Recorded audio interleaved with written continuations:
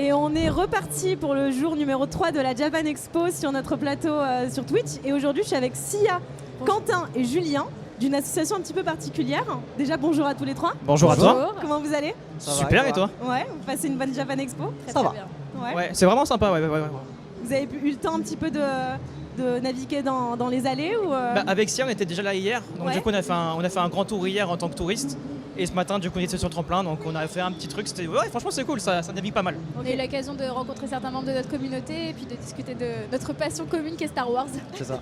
Et vous avez pu c'est votre première Japan Expo? Non, du tout. Ok, d'accord. On s'est rencontrés ici il y a 2 ans avec Sia. Ok, ça.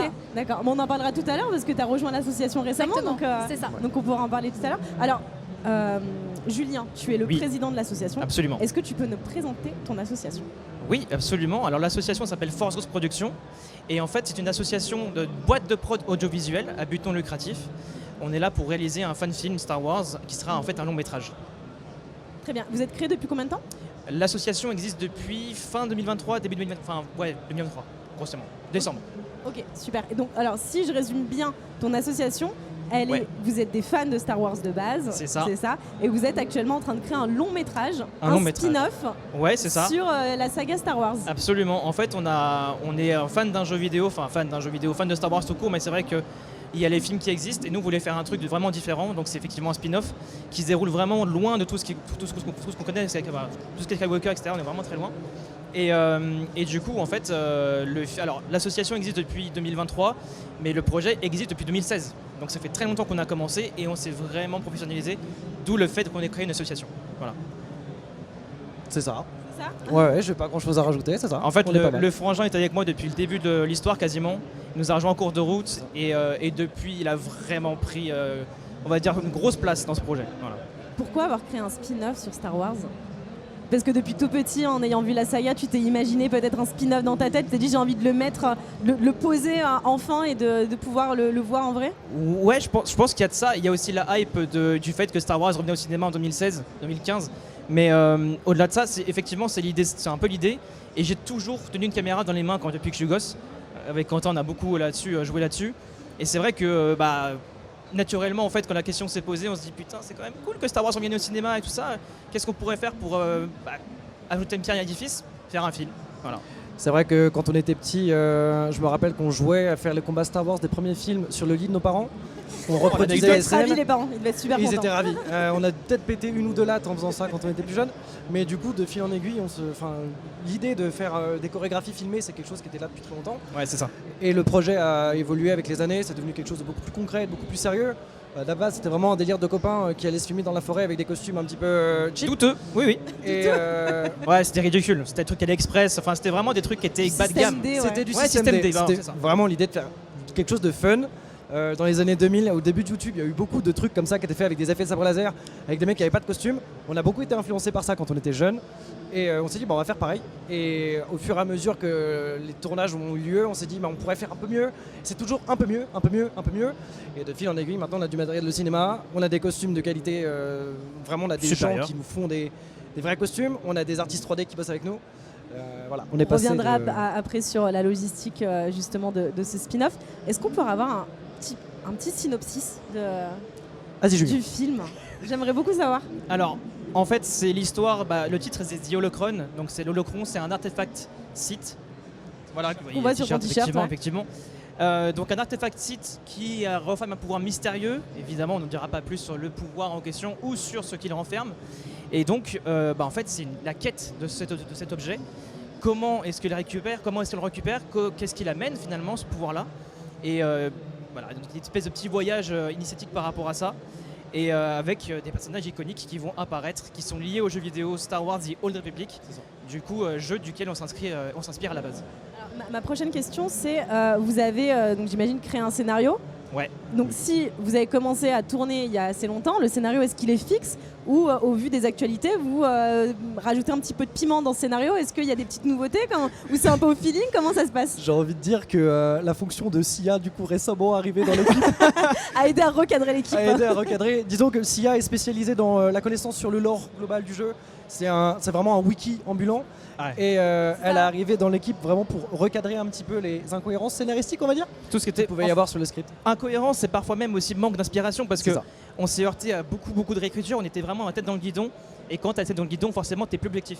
Et t'es là en mode, et en fait on n'avance plus, on patauge beaucoup. Et donc Sia est arrivé pour sauver la mise, quoi. Il faut savoir en fait que dans l'univers de Star Wars est très très large en termes de continuité de lore. En fait, il y a 2 continuités, Legends et canon.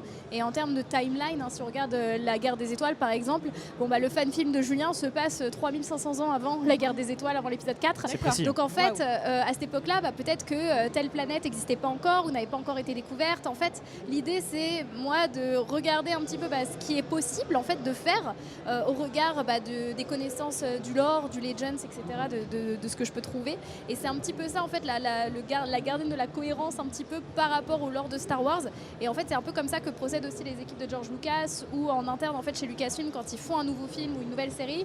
C'est par exemple, moi je veux raconter telle histoire et qu'est-ce que je peux faire en fait pour symboliser un peu ça? Quelle planète je peux utiliser? Ah bah non, cette planète-là elle est détruite à ce moment-là, donc tu peux pas l'utiliser. Enfin, du coup voilà, c'est essayer de trouver justement les lieux qui vont apporter un maximum à l'histoire, au scénario, et puis regarder un petit peu la cohérence au niveau des personnages, au niveau de Donc tout tu ça, les quoi. aides, t'es un petit peu dans la rédaction aussi du coup.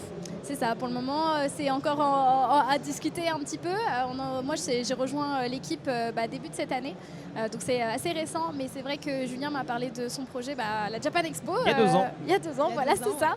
Et puis en fait, je l'ai reçu sur ma chaîne Twitch, parce que moi là-bas, je fais du contenu Star Wars, donc je parle beaucoup du lore, je parle beaucoup de jeux vidéo, et en fait, forcément, on avait cette passion commune, et puis j'ai proposé du coup à Julien, on a discuté de potentiellement faire une interview sur ma chaîne Twitch pour présenter son projet comme on est en train de le faire actuellement, et puis en fait, de fil en aiguille, il y a une amitié qui s'est liée, et puis Julien a pu rencontrer aussi des gens de la communauté qui aujourd'hui font partie du projet, qui les aident, Donc pour ça, sont ici, Ils sont dans le public. donc en fait, c'est vrai que c'est un projet de fan film, mais c'est aussi maintenant un groupe de potes, et là on a fait du repérage très récemment en Espagne justement. Et justement, alors c'était ma prochaine question.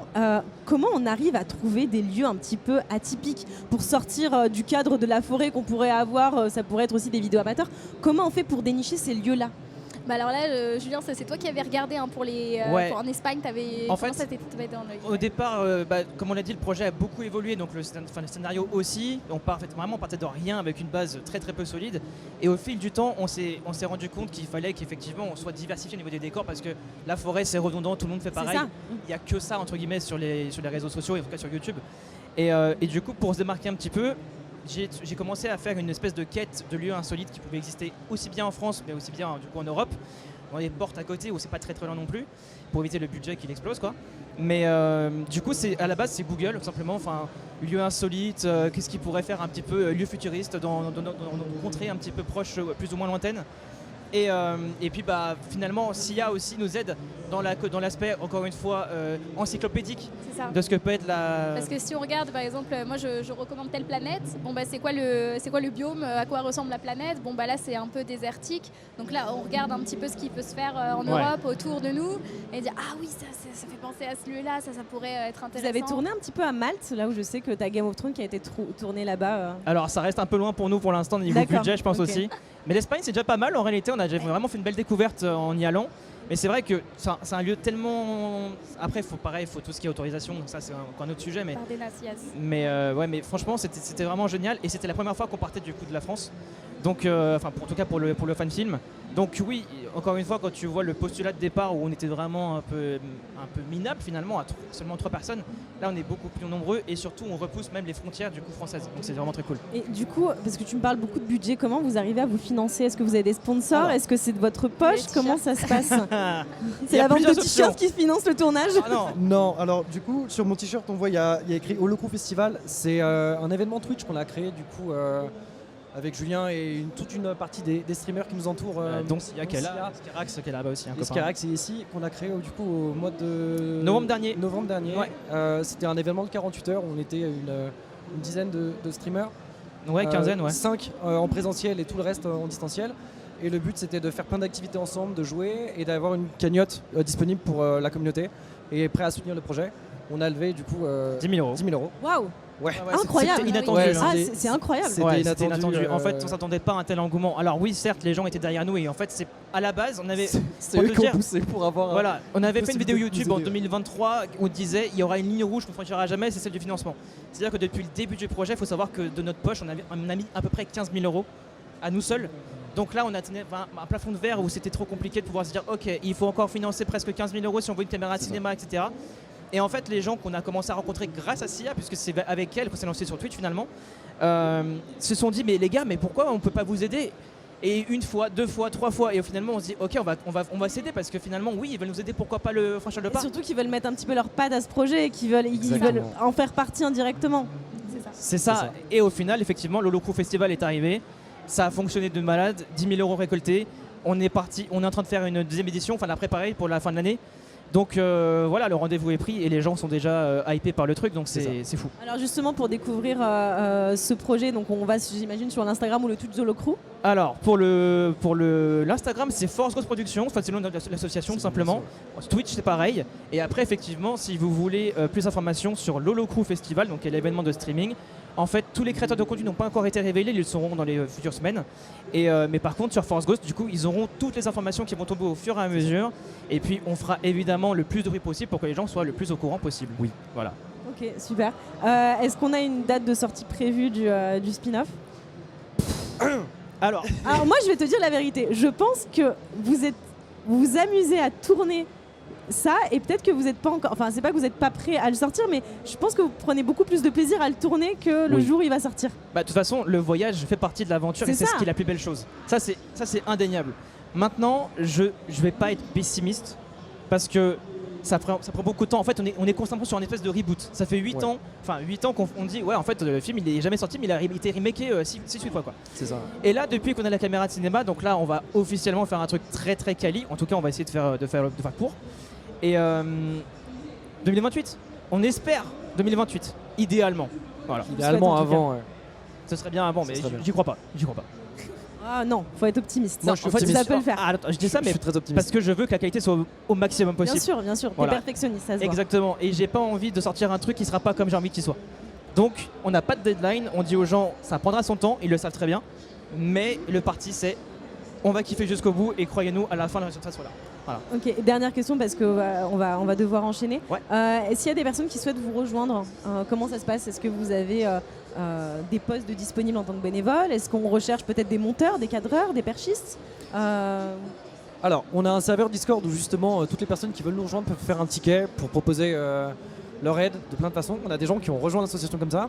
Je pense par exemple à nos artistes 3D, tous ceux qui font des props pour nous. Ils sont rejoints un petit peu en se disant bah moi je sais faire ça, est-ce que vous pouvez nous aider? Donc on a un Discord qui s'appelle aussi Force Ghost Productions sur lequel vous pouvez nous rejoindre, faire un ticket. Tous les liens de toute façon sur le Linktree qu'on a Oui, sur on a Instagram. un Linktree sur Instagram où vous Twitch. pouvez retrouver tous les liens de tous nos réseaux sociaux. Mais du coup, oui, on est ouvert à toutes les propositions. C'est effectivement un projet qui est très long, très très conséquent. Du coup, plus on a d'aide sur tous les domaines possibles, que ce soit de la petite main, même je pense par exemple à la régie, les moments où on doit faire les tournages sur place, des gens qui pourraient nous aider pour la logistique à déplacer les affaires, faire à manger. Tous ces trucs auxquels on pense pas forcément quand on parle de cinéma, on pense tout de suite à la caméra, ce genre de choses. Tout le reste, c'est effectivement des postes qui peuvent être intéressants pour nous. En sachant évidemment que c'est forcément bénévole. Bien Voilà. sûr, Oui, oui, bien oui. sûr, bien sûr.